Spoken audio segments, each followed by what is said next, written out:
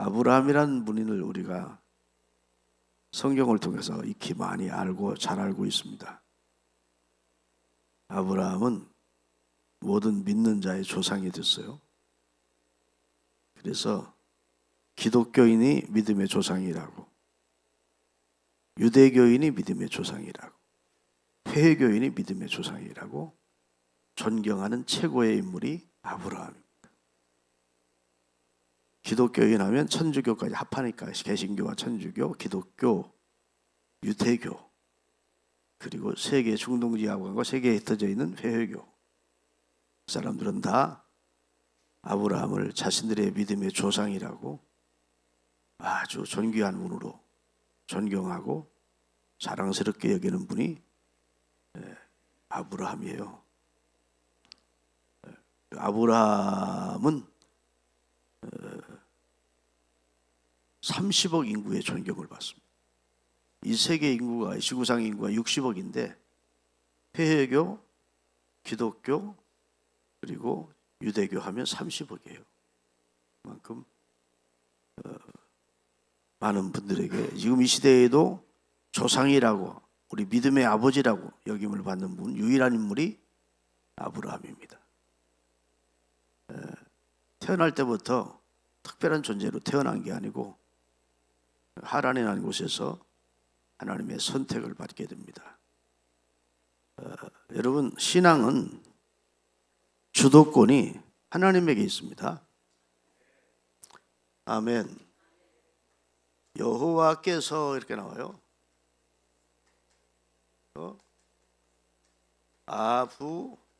옛날에 아브라함이라고 이름 짓기 전에는 아브람이었어요. 아브람에게 이렇게 본문은 시작입니다. 이게 이제 창세기 12장의 첫 하나님이 아브람을 부르는 내용입니다. 주어가 누구예요? 여호와께서입니다. 아브람이 먼저 여호와를 찾은 게 아니고 여호와께서. 그러니까 구원의 역사는 여호와로 말미암아 시작이 되는 겁니다. 할렐루야. 근데 하나님께서 당신의 권능을 나타내실 때, 권능, 창조적 권능을 나타내실 때는 하나님의 이름을 엘로힘으로 부르십니다. 같은 하나님인데, 그런데 언약을 할 때, 어느 약속을 하실 때에는 당신의 이름을 여호와라고 합니다. 그래서 하나님은 언약에 신실하신 하나님이심을 나타내시고자 할 때에는 여호와께서 이렇게 나오시고, 하나님이 천지를 창조한 전능한 하나님이라고 할 때는 엘로힘 되시는 하나님, 이렇게 표현해요. 그러니까 지금 하나님께서 누구에게 언약을 주시려고 오시는 겁니까? 아브라함에게 언약을 체결하기 위해서 오시는 것이죠. 언약을. 여러분, 하나님은 사람과 상대할 때 현찰박치기를 하지 않습니다. 현찰을 서로 주고받는 것은 인격관계 아니래도 현찰은 주고받습니다. 내가 가게에 가서 현찰 딱 내고 물건 가져오는 건 그 가게 주인과 인격적인 관계가 형성이 안 돼서 내 돈 내고 내가 가져오는 거예요. 그건 인격관계와는 상관없이 상거래입니다. 그렇죠? 그런데 인격관계가 아니면 할 수 없는 게 있는데 어음을 거래하는 겁니다. 약속 어음을 가지고 어떤 거래를 하게 될 때에는 이 사람이 믿을 만한 사람인가, 이 사람이 신용이 있는 사람인가, 이거 휘족지 되는 거 아닌가 싶을 때에는 굉장히 신중을 기해서 거래를 하게 됩니다. 그렇죠? 왜냐하면 그 휴지 조각 될 수 있거든요. 엄청난 약속해놓고 자기는 엄청 손해보고 나중에는 휴지 조각이 될 수 있으니까. 하나님은 수표를 가지고 현찰을 가지고 우리에게 다가오는 게 아니고 뭘? 어음을 가지고 다가온다. 여기에 뭐가 붙어야 될까요? 네? 어음이라고 할 때는 약속자가 앞에 붙잖아요. 하나님은 약속 어음을 가지고 우리에게 다가옵니다. 그리고 인격관계를 원하는 겁니다. 네가 나를 믿는다면 이 어음을 받아라. 아멘. 그리고 순종해. 그러면 약속한 날짜가 되면 어음은 현찰이 되는 거예요. 그래서 하나님께서는 성경 모든 약속이 다 어음입니다. 어음. 나중에 하나님이 대가로 보상하시고 대가를 꼭 지불하시는 분이라는 것을 네가 믿으면 순종해라. 믿고 순종해. 나는 공수표나 날리는 그런 거짓 하나님이 아니야 하는 것을 말씀하실 때는 당신의 이름을 여호와라고 하면서 다가오십니다. 여호와께서 언약을 맺기 위하여 아브라함에게 다가오셔서 너 나와 약속하자. 너 본토 친척 아비 집을 떠나서 내가 내게 지시할 땅으로 가면 그러면 너에게 내가 큰 복을 준다. 너를 창대케 해준다. 내 이름을 존귀케 해준다. 네가 복이 되게 해주겠다. 아멘. 천한 모든 백성이 너로 인하여 복을 받도록 해주겠다면 히브리어로 너로 인하여는 아브라함 때문에 복 받는 게 아니라 아브라함 안에서 아브라함에게서 태어난 자 안에서 복을 받게 해주겠다는 거예요. 그러니까 아브라함의 씨에서 누가 오죠? 예수 그리스도가 오시잖아요. 그러니까 아브라함의 후손 중에 하나님이 메시아를 보내실 것을 하나님이 계획을 하시고 지금 아브라함에게 다가오는 겁니다. 내가 내 후손을 통해서 내 아들 예수 그리스도를 이 땅에 보내 인류를 구원할 거야. 그러니까 내 안에서 너로 말미암아 태어날 자를 안에서 천하 만민이 복을 받도록 해줄 거다. 이렇게 찬란한 약속을 약속 어음으로 갖고 오셔가지고 내 말을 믿고 순종하겠냐 이렇게 물은 것이죠. 그랬더니 아브라함이 예 한 것입니다. 아멘. 예스 하고 순종한 점. 여러분 이게 쉬운 일이 아니죠. 성경에 보면 아브라함에게 말씀하시면서 내가 내게 지시할 땅입니다. 지금 확실하게 지시한 아무 개가 인것이 있는 게 아니에요. 가나안으로 가라고 그때는 말씀하지 않았어요. 처음에는. 나중에 가나안 얘기죠. 그러니까 내가 내게 지시할 땅으로 갈 수 있냐? 예. 그랬더니 하나님이 약속대로 찬란한 약속음을 쭉 말씀하시고 7가지 약속한 거예요. 엄밀히 따지면 그 약속을 아브라함을 통해서 이루시게 된 겁니다. 그런데 하나님께서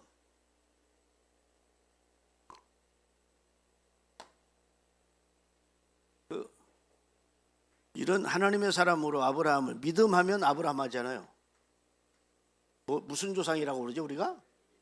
믿음의 조상이라고 부르잖아. 믿음하면 아브라함이 단연 1등이다. 그런데 이렇게 믿음의 조상으로 세워서 아브라함의 씨에서 메시아를 보내어 인류를 구원하시는 역사를 이루신 하나님이 아브라함을 3번의 중요한 결단을 하게 하십니다. 이게 중요한 거예요. 오늘 말씀 받기를 원하는 핵심입니다. 그냥 아브라함을 불러서 그냥 약속을 이루어준 게 아니고 고비고비의 결단을 하도록 하시는 거죠. 약속을 믿는 믿음과 행위가 나타나는가를 보시는 겁니다. 그리고 믿음의 조상으로 세운 것이죠. 할렐루야. 그래서 로마서 4장에 보면 아브라함이 어느 정도 믿음을 가지고 있었는지 잘 설명해 주고 있습니다. 그는 죽은 자를 살리시고 없는 것을 있는 것처럼 부르시는 하나님이라고 믿었다. 100세에 난 아들이 죽은 자라도 다시 살리실 것을 믿었다. 아멘. 보통 믿음 아닙니다. 자기 몸의 죽은 것 같은 거와 사라의 태에 죽은 것 같음을 알고도 아들 주시겠다는 하나님의 약속을 99세 때까지도 믿고 기다렸다는 겁니다. 그러면서 믿음하면 아브라함인데 아브라함이 이런 믿음을 얻기까지는 3가지 결단합니다. 따라합시다. 떠나라. 2번째 버리라. 3번째 바치라. 오늘 창세기 12장은 떠나라는 겁니다. 너는 너의 본토 친척 아비 집을 떠나야 돼. 지금 네가 살고 있는 우상으로 충만해 있는 그 이 죄악의 장소 여기를 떠나야 돼. 여러분 신앙생활을 처음 하시는 어떤 성도 신자가 이제 생겼다 하십시다. 이 사람이 신자답게 살려면 지금까지 구습을 줬던 옛 사람을 그대로 가지고는 신앙생활을 못합니다. 어떤 사람이 동네 건너편 강 건너 가가지고 술을 먹고 친구들과 술을 먹고서는 아침에 저녁에 배를 노져서 다시 자기 강 건너로 올려고 배를 노졌는데 도착이 안 되는 거예요. 술이 취한 상태니까 왜 이렇게 뭐냐 그러고 이제 노를 저었는데 아침에 일어나 보니까 아침에 보니까 배가 이게 배라면 밧줄을 안 끄는 거고요. 묶어놓은 상태로 계속 여기만 뱅뱅뱅 돌고 그냥 백날 노져봤자 전진이 안 되는 겁니다. 그렇죠? 하나님께서는 이런 것을 끊어버리게 하시는 겁니다.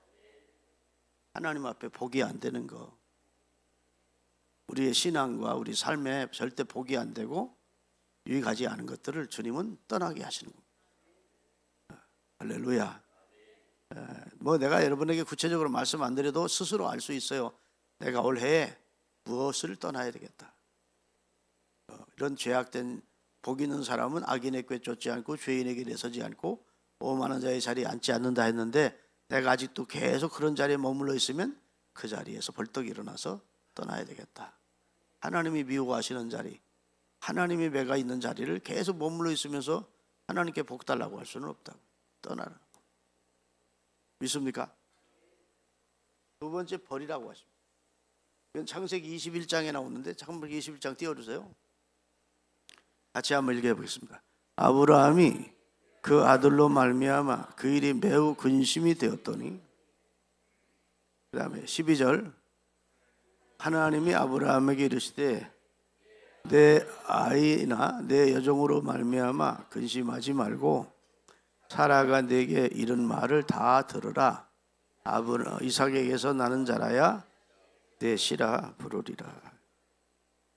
아브라함에게 아들이 생겼어요. 근데 그의 본처 사라를 통해 낳은 아들이 아니고 아이가 생기지 않자 사라가 머리를 써서 어차피 나는 애 못 낳겠고 내 여종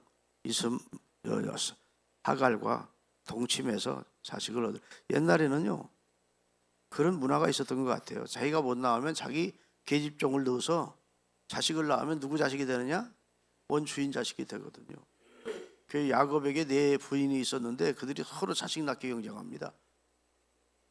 레아도 비라라고 하는 여자도 주고 그리고 자기 자식이에요. 그 다음에 라헬도 언니보다 내가 자식이 더 낳아야 된다고 그러면서 우리가 보면 좀 이 사람들이 정신이 있는 사람들인가 싶을 만큼 좀 어리숙하기 그지없는 그런 방법으로 자식을 얻었다고요. 그러니까 지금 하갈을 남편 아브라함의 품에 넣어줘가지고 자식을 낳았어. 이름이 누구죠? 이스마엘. 그런데 그 이스마엘이 아브라함에게는 아들이에요, 남의 아들이요? 자기 아들이야. 여러분, 비록 본처에게는 아니지만 처음 이 세상에서 처음 얻게 된 아들입니다.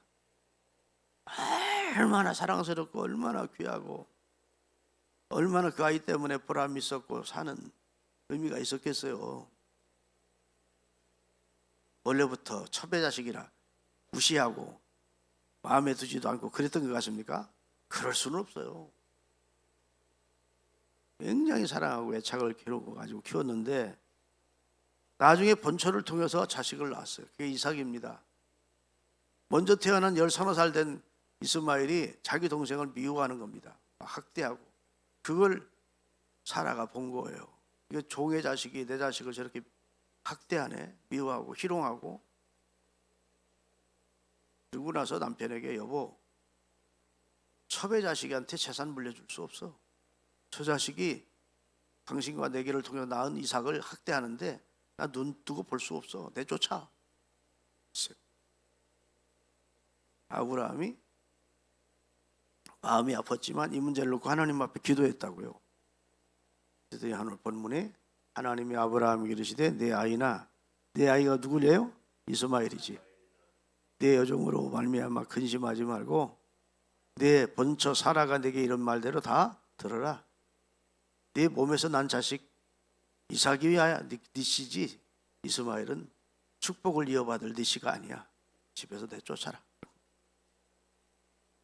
버리라는 것이죠. 자, 처음에는 떠나는 결단을 하라 하시더니 이번에는 내게 있는 것 가운데 하나님께서 축복을 받지 못하게 하는 걸림돌이 되는 것들은 버리라는 겁니다. 신앙생활 하면서 은혜 많이 받은 사람은요 바로 이런 걸 잘하더라고. 버릴 걸 빨리 버리고 떠날 자리에서 빨리 떠나. 그리고 새롭게 하나님이 펼쳐준 길을 기쁘게 가는 거예요. 그런 사람들이 신앙의 성숙도 있고 삶의 변화도 나타나고 축복도 받고 그래요. 이장에 있다가 못 떠나면 평생 그러다 마는 거예요. 그러니까 떠날 자리를 떠나고 우리가 내가 하나님이 기뻐하지 않는 것이 아직도 내게 남아있다 싶으면 버려야 돼요. 한 분만 아멘 하니까 좀 답은 기다릴 때 할렐루야. 버리는 것이 어려운 일이죠. 이스마엘도 내 자식인데 평생 내가 14, 15년 동안 끌어안고 아지중지하던 것인데 쉽게 버릴 수 없지요. 그런데 하나님은 인정사정 없이 버리래요. 그래서 하갈과 이스마엘이 가정에 행복을 가져다는 것이 아니고 아브라함의 가정에 불행의 씨앗이 됐다. 여러분, 하나님의 말씀에 온전히 순종해서 받은 것이야 축복이지 자꾸 다른 방법으로 얻은 것은 복이 안 됩니다. 성경에 이런 얘기 찾자면 수도 없이 찾을 수 있어요. 인간적인 방법으로 뭘 얻었으면 그것이 결국은 본인이나 그 가정에 그에게 복이 안 되는 경우가 성경에 많아 있어요. 그러니까 편법 쓰지 말고 지금 더디더라도 하나님이 인도해 주실 때까지 기다렸더라면 첩과 자식을 버리는 아픔은 없었을 텐데 싶죠. 여러분, 우리가 신앙생활 하다가 자꾸 육신의 생각이 앞서거든 따라합시다. 육신의 생각은 사망이요 영의 생각은 생명과 평안이다. 꼭 마음에 되새기십시오. 지름길로 가려고 인내하지 못하고 하나님이 원하시는 방법으로 가면 틀림없이 후회하는 길이 되고 돌아서야 되는 길이다. 기억하시고 더디더라도 우직스러울 만큼 약속과 말씀을 붙들고 살아야 됩니다. 우리 믿음의 선배들은 다 그런 위대한 결단을 한 거예요. 그 다음에 이제 오늘 바치랍니다. 독자 이삭을 바치래. 이게 이제 하나님께서 결단하게 하는 클라이막스 마지막 시험입니다. 아브라함을 믿음의 조상으로 세워서 모든 오고 오는 후세의 모든 믿는 자들의 모델로 세워야 되는데 이 신앙 시험까지 통과할 수 있을까? 아주 어려운 시험이죠. 내가 100세에 낳은 아들 내 독자 이삭을 내가 지시할 땅으로 가서 거기서 번제로 바쳐라. 이거 쉽게 우리가 읽고 설교도 하지만 당사자의 입장에서는 이건 뭐 홍두깨로 뒤통수를 크게 맞는 충격입니다. 그렇게 소중하고 아끼는 내 아들을 그 아들을 통해서 천하 만국이 하늘의 별처럼 많게 해주겠다 하더니 하나님이 변덕을 부리는지 이제는 죽이라는 거. 죽여도 그냥 죽이는 게 아니고 번제는 딱 죽여가지고 배 갈라서 창자 다 꺼내고 각을 떠서 태워서 올리는 겁니다. 하나님은 인신제사를 요구한 적이 한 번도 없는데 인신제사를 요구하시는 거예요. 아브라함이 믿음의 사람이라는 것이 여기서 이제 드러납니다. 진짜 등불은 흐는 대낮에 필요치 않습니다. 그때는 빛이 안 나요. 등은 깜깜한 밤일 때 빛이 나는 겁니다. 아멘. 다리가 성한 사람에게는 지팽이가 별로 의미가 없어요. 다리가 불편할 때 지팡이가 의미가 있는 거예요. 신앙도 어려울 때, 탁깜깜한 밤일 때, 그때 그 사람이 진짜 가진 신앙이 빛이 나는 거예요. 하나님이 말씀하시니까 터달지 않고 예 했습니다. 나는 이 말씀을 읽으면요, 야, 아브라함은 냉혈 아니었나? 사람이 어떻게 덤덤하게 일을 한다고. 예? 그 다음 날도 출발하는데 아침 일찍이 출발했대.